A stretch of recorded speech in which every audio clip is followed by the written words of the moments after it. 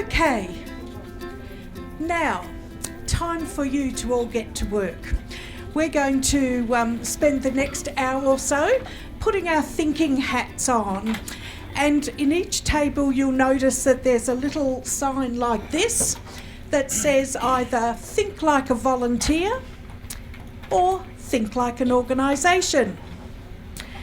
So the table, the sign that's on your table is the hat that I want you to put on for the first half of this period. So what we're going to do is we're going to have a table group discussion, and I've given each table a series of questions. So in the middle of the table there's a document like this, and on the back page of that there are 3 questions for thinking like a volunteer, and there are 3 questions for thinking like an organisation. See beyond the disability, see the whole person. Yeah. Is obviously the biggest one of the lot. And then when you do that, Then you can see the advantages and the opportunities yeah, there. exactly. Yeah. But if you don't see that in the beginning, you might as well shut shop. But also then that's about fully equipping and empowering the volunteer supervisor to be able to make those changes. Yeah. So you need to then be quite flexible in what other ways can we work with people with disabilities within an organisation. Like a lot of what we touched on about culture is the starting point. Like education and awareness and making people understand how much better a program can be when you become more inclusive and diverse. If you're sort of meeting in person or face to face, you can build that relationship and trust. And people are less likely to say, nah, it's all too hard. We need to think about the application process and make sure that the application process is actually really inclusive of all different forms of disability. We need to think about how volunteers find out about roles. Are we actually promoting roles in the right places to be inclusive? And do we make sure that there's inclusive messaging in that promotional material and in the application process?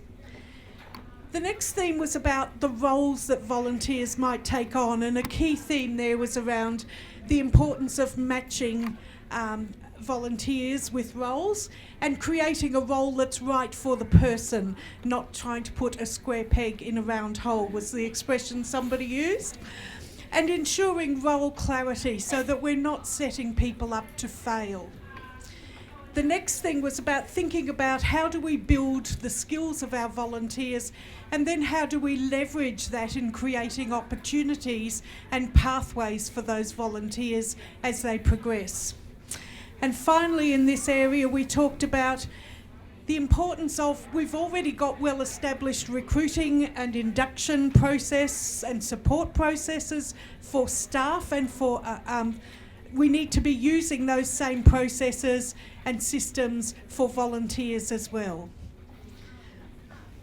So subtext there might be, if you have induction for staff, why don't you have induction for volunteers if you don't already have it?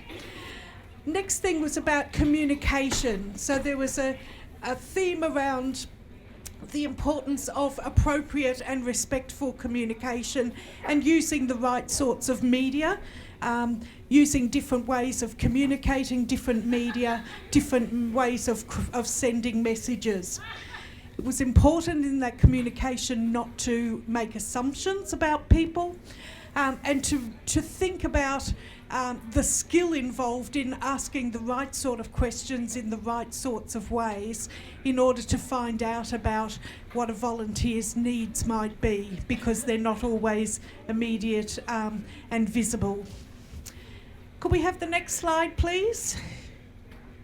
Thank you. We moved on then to think about staff and training and the need for all staff who, whether or not they're working directly with volunteers or not, all staff having training and creating and training people for mentoring roles or dedicated roles supporting volunteers. The third theme there was about that staff needed to develop an understanding about volunteers may need time out or other needs that again aren't always immediately visible or apparent. Of course, none of this happens if we're not working in an inclusive organisation. So this next lot of messages were around organisations being flexible and adaptable, making sure, as we've said, that those positive and inclusive messages happen, particularly in key documents of the organisation, an organisation's vision, mission, strategic documents, etc. One table talked about maximising place-based opportunities for people because of some of the challenges around limited budgets, transport accessibility, etc. A key theme around, if we're an inclusive organisation, we recognise and value the skills of our volunteers. We create those opportunities for induction and training of our volunteers. We think about location and accessibility as it applies across the diversity of disability. Not thinking in a narrower frame of perhaps physical accessibility, but thinking much more broadly. And the culture that's required to engender an inclusive and positive workplace. Finally, on this slide, it takes leadership to make these things happen, to create the culture and to establish and maintain the systems that are required. I think we've got one more slide. Final slide was a message that came across this morning as well, to focus on the ability and not the disability. Thank you, everybody. There's some really rich information that is just a tiny snapshot. I hope that we did justice in pulling those themes together in what was 10 minutes over morning tea time. So thank you.